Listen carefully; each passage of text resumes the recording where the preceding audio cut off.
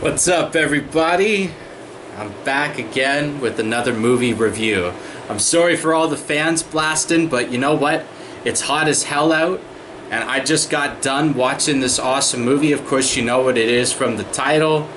Below me here, if you're or above, I don't know where the title goes anymore. I'm lost in translation. Anyhow, I just watched this movie, 1978, called I Wanna Hold Your Hand, and of course, this is, well, let me just read you the IMDb page here. In 1964, 6 teenagers from New Jersey run off to see the Beatles perform on the Ed Sullivan Show, 1948, in the hope of meeting their idols. However, they don't have tickets along the way. They learn new things about friendship and growing up. And the reason why I wanted to watch this film is because it's directed by Robert Zemeckis, and it's also written by him, as well as Bob Gale. And these guys, basically the selling point of this movie for me was the fact that Robert Zemeckis directed Back to the Future, Bob Gale helped him write it, and I forget exactly when Back to the Future came out. Now I'm going to have to click on their names, darned it, to realize this. But I'm looking at I Wanna Hold Your Hand here on IMDb. It's got a 6.8 out of 10, so I'm fascinated to read some of the reviews for this. What has it got, a 64? It's got a 64 on Metacritic, but it's green, so I thought it was yellow if it's like in the 60s. But yeah, Robert Zemeckis, Back to the Future, Bob Gale, Back to the Future, writer on it. Yeah, so boom. You know, and when did, yeah, that's what I was looking at. When did Back to the Future come out? 1985. So this was a whole 7 years before Back to the Future. And it's funny because mild spoiler for the ending, but the ending to I Wanna Hold Your Hand has something to do with climbing a tower sort of thing and getting electrocuted, like holding something out, and you know, lightning comes down, and obviously Back to the Future, that's a big plot element, is you know, lightning never strikes twice. Good old Huey Lewis song. So I love Back to the Future. That's what made me want to watch I Wanna Hold Your Hand. I've always been a fan of the Beatles. I've always appreciated their music. I've always loved their music. This for a while, their song I Wanna Hold Your Hand was for the longest time one of my favorites by them. If not, it might even be my favorite song of theirs.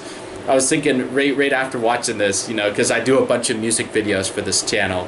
Maybe I'll make a music video for this with the Beatles song I Wanna Hold Your Hand. Obviously, I don't monetize those music videos that I make, just because I do them because I like them. And this is one of those movies that I was so pleasantly surprised about, because honestly, like the first 10-15 minutes, I wasn't feeling it quite with this movie. You know, I was sort of like, you know, like, I like the actresses here. I like the actors in general. It's got Nancy Allen, who's in RoboCop. Everybody knows her from RoboCop. I forget her character's name, but she's partnered with RoboCop. Yeah, literally, that's the first image that pops up there. Nancy Allen. Who was she in RoboCop? Officer Ann Lewis. Ann Lewis. Or is it Annie? I guess it's Ann, yeah. Man, I'm going to start to need glasses soon, aren't I? Especially if I keep drinking alcohol.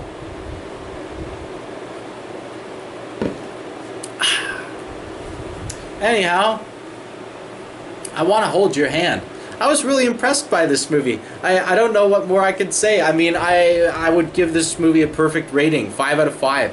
You know, even though it started off kind of rocky for me, it took its time to develop these characters within a certain time frame. And I honestly thought the movie was going to go one way. So I thought it was going to play out in a generic sort of fashion. Though it took this turn, and it started, you know, like, it introduces more compelling characters. Like there's this guy in the movie. Well, what's his name? Tony. I think his name is Tony. Yeah, Tony. Whatever his last name is.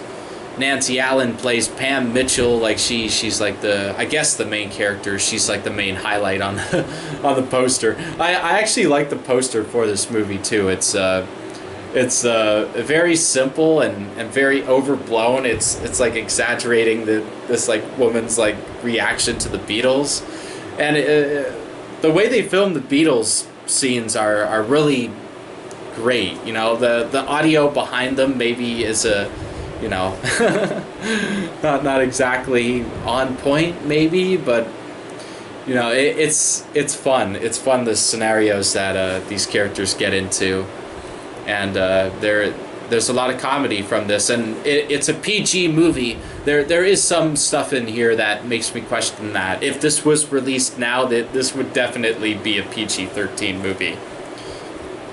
I felt like very Ferris Bueller vibes from this movie. I think Ferris Bueller came out after this movie, if I'm not mistaken. Let me just squeeze over here and type it in. Oh, I just typed in Ferris. Okay, that's enough. Thank the heavens. I was about to say, if they can't figure out that I'm trying to look up Ferris Bueller by just typing in Ferris, that's screwed. Okay, Ferris Bueller's got a 7.8 out of 10 on IMDb, and a 61 on Metacritic. Oh, so that's similar Metacritic score, and actually, I Want to Hold Your Hand's got it beat on Metacritic with a 64. And this has the Beatles, like literally, like you know, there's no karaoke number, you know. Matthew Broderick isn't lip syncing to the Beatles in this movie as he is in Ferris Bueller's Day Off. The way they utilize the footage of the Beatles is very interesting. I actually was thinking about the Joker movie with Joaquin Phoenix, because I think that takes place in like the 70s as well, or the late 70s, and this was filmed in 78. And this has that like raw sort of feel, like that filmmaking. Like every time there's a car sequence in this, I don't know what it is, but I love the way 70s films shot their car sequences. They just felt more impactful. You know, like when you watch a car sequence today, most of it's CGI, and it's very fake. It's very, like, you can tell the actors are on a green screen whenever they cut to the outside footage. It's just very off-putting. And whereas you watch this and it's like, wow, like they must have filmed on location to get all of these shots, or if not most of them, because this is a very well photographed movie. Everybody involved should be very proud of themselves, in my opinion. And I'm not sure if this got any awards any award recognition at the time, but in my opinion it should have, because this is a great comedy. This is a great representation of the Beatles craze that happened at that time. So it's this perfect time capsule, and it's effective now because we still see that. Obviously with this COVID thing now, obviously we aren't seeing that yet, but you know, we still see this obsessive fan base culture. You know, like you latch on to an artist and you become so obsessed with them. And this film is so underrated, man. I'm actually kind of pissed that nobody on YouTube has talked about this. You know, nobody that I respect has mentioned this movie at all. Nobody that I know has seen this film. It's got 6.8 out of 10 on IMDb, like just over 4,000 votes, I think. And what a shame, really. This is a movie that should be seen more. I would argue that I actually like this film better than Ferris Bueller's Day Off, quite frankly, because, you know, even though this film starts off kind of less effectively than Ferris Bueller, I think Ferris Bueller has a great beginning. Like, it starts off really well. It gets you invested right away, and I still think it's a great movie. Let's not get that out of the way. But Ferris Bueller is so popular. Let's look at the IMDb ratings again. It's got over, what, 300,000 votes?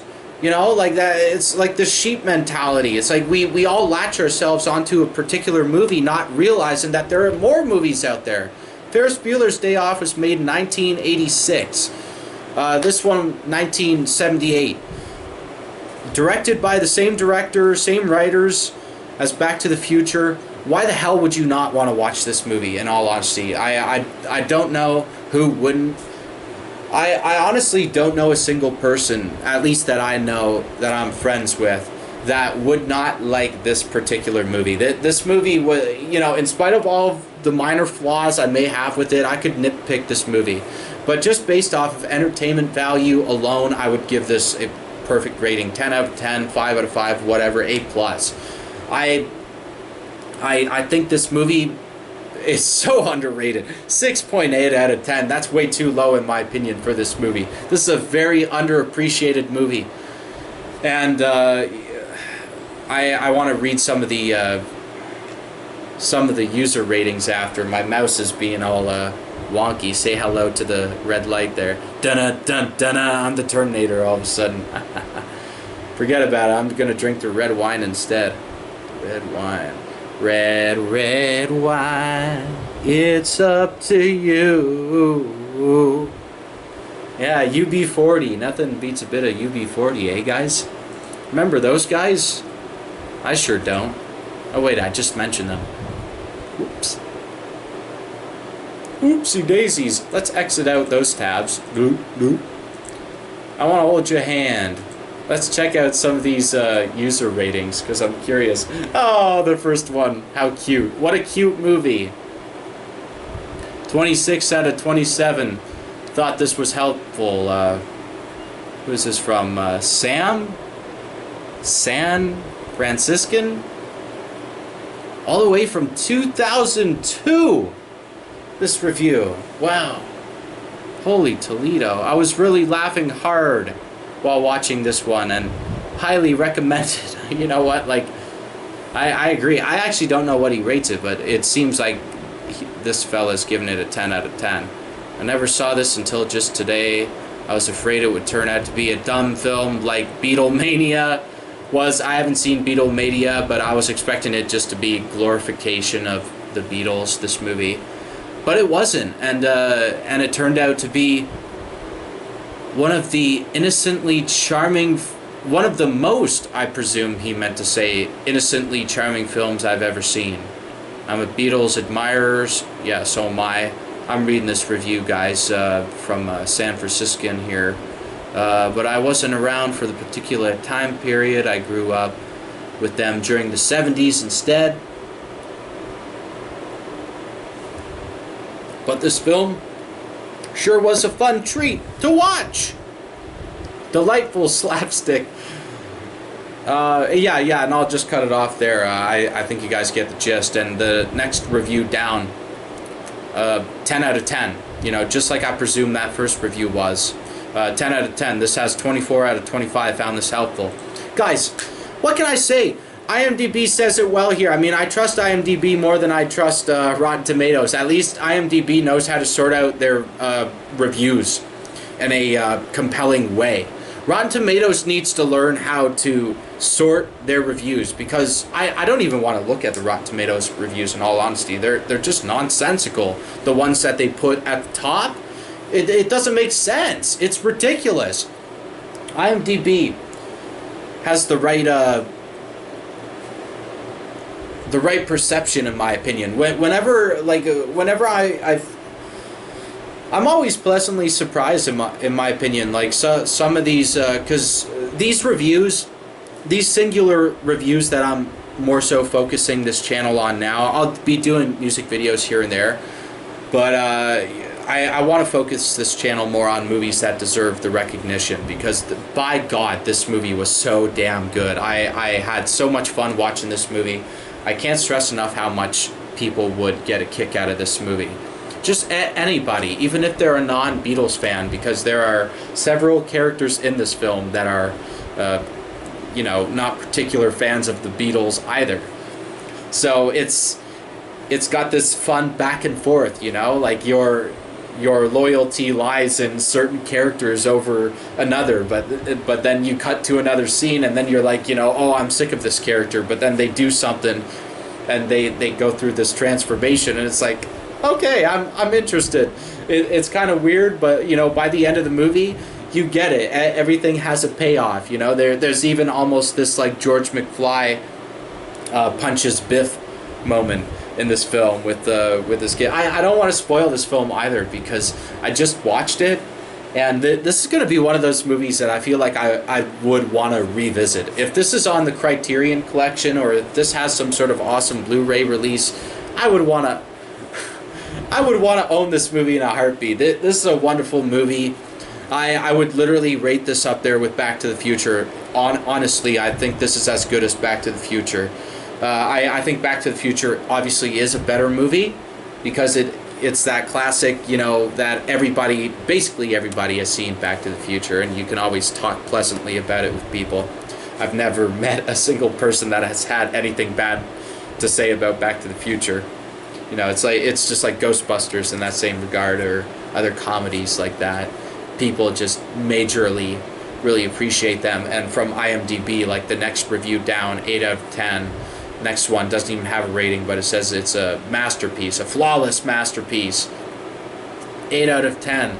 The 60s and the Beatles, hysterically funny. She Loves You, yeah, yada, yeah. Funny film, historically accurate and very funny. You know, like these are great reviews, and yeah, I would highly recommend this film. Again, I'm sorry for the fans blasting. Sorry for drinking. Hey, Audrey. Where you going, kitty cat? Hey, where you going? Where you going? Where you going, kitten? Where you going? Where you going?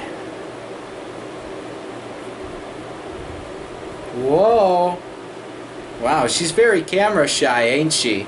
I'm trying to do something impressive, you know? I'm trying to be like the cat whisperer here. You know?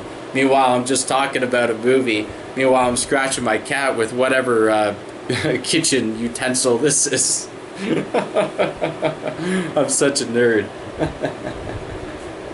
Yeah, I love this cat, and you know, I love discovering new movies, and that's why I've been wanting to focus this channel more on just doing singular reviews, because, you know, I obviously with making videos before where I just run down like 10 movies that I love, I think I was sort of trying to find a niche, you know, mentioning movies that I like that people may have not seen, but I think the way to really introduce people to something that's worth seeing is doing singular reviews like this. And obviously I'm not the best physical appearance, you know, like I'm a ball boy, you know, I probably got like this zit still on my freaking face here, but you know what, hey, at least I got a cute cat here. That's hey Audrey, here, I'm gonna pick you up here. Oh, say hi to everybody, Audrey. Yeah, hi everybody. Cats are so fascinating to me, you know, like they're such fascinating, wonderful creatures. I've been my mom bought her a comb recently, so you know, that's been cool, combing her down. She sheds like crazy. But wow, this is probably one of the more positive videos that I've made, and that's good, you know. Today I watched a video on YouTube from I think his name is Luke Stevens. Sorry if I got it wrong, but he came out with a video today on video game journalism and how negative it is, and that's how I've been feeling for the longest time. And he's very articulate. He's great at putting it into words, and he did a marvelous job. Highly recommend his channel. I'm pretty much 100% sure that his name is Luke Stevens. Last name spelled like Stephen's, I think. I don't know. I'm spelling that out in my mind. I probably got that all twisted. For all I know. I always feel like I'm speaking gibberish, even though, you know, I know that I'm speaking English. She's like, oh, yeah, get the words scrambled up sometimes in the noggin. And it just goes crazy. Especially when you're drinking wine. You gotta give me the benefit of the doubt here, guys. Come on, you know? Yeah. But I honestly don't feel the need to spoil this movie. This movie is way too good to spoil. I don't want to spoil anything about it for you guys. Honestly, watch this movie. Yeah, and it pisses me off that this movie doesn't get the praise that it deserves. This is a bloody masterpiece. I love this movie. I love this movie. Right away, this shot up there as one of my favorite movies. I really love this. Robert Zemeckis, wonderful job. Bob Gale, cast and crew, everybody involved. Marvelous job, you guys. You made a masterpiece. I don't know how this didn't get any like award nomination or whatnot. I'm not sure if it did or not, but it was produced by Steven Spielberg. Yeah, just great talent involved in this film, and a lot of hard work and effort was put into making this a very quality film. And who else was in this that I liked? There's this actor that always pops up, Dick Miller. Yeah, Dick Miller is sergeant. He's playing a sergeant, like, or a police officer or what have you in this film, and it's always great to see Dick Miller in a movie. That guy's great. And there's also this guy in this movie, I don't know his name, but gosh, what is his name? Is it Larry? I don't know. I forget who's who. Larry, or maybe it's oh no, it's Richard Ringo Klaus. Yeah, Eddie Deason. Yeah, because at one point he explains in the movie that his name is Ringo, but his real name is Richard, and he just calls himself Ringo Klaus, I guess, or whatnot his last name is. But he's played by this actor, Eddie Deason, and he looks like a cross between Rick Moranis and one of my best friends. So right away, I love this guy. As soon as he pops up on screen, I'm just like, I love this. I love this movie. This movie has something for damn near everyone, in my opinion. I was so delighted by this movie.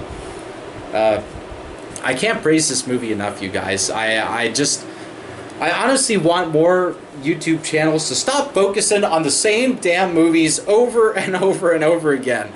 People already know these movies, you know? I'm sick and tired of people talking about Star Wars is so great, Star Wars is the only thing. It's not. There are other films out there, guys. Give them a watch, you know? Try something new. You know, you don't eat McDonald's every day of your life, do you? No, I didn't think so. So try other films, try new things. Watch this film. Watch I Want to Hold Your Hand from 1978 starring Nancy Allen, directed by Robert Zemeckis. This is a wonderful comedy. All the main characters, feminists would love this movie, by the way. You know, like but also just people in general would like this film. Anybody would like this film, in my opinion. I don't see how anybody could outright hate this film unless they're just that anti-Beatles that they already made up their mind before they even watched this film. Those are the only types that would hate this film, in my opinion. And yeah, that's it, guys. This was fun. It's always fun talking with you guys. I feel like a mess, you know. I'm drinking wine, stuck indoors here, doing nothing, being bored, watching movies. You know, I got so many movies to watch. I watched Kingpin the other day and a lot of other movies, you know. But, you know, I always like talking about films that I haven't heard people talking about before. Films that I feel that deserve more attention. And I feel like this is definitely one of them. So go out there, guys. Get yourselves a copy of I Want to Hold Your Hand, or watch it however you can. I don't care. Do whatever you want. Anyhow, you guys, thanks for listening to me. I hope you're doing all right out there. Stay happy, keep your chin up, and I'll see you next time. Take care, everybody.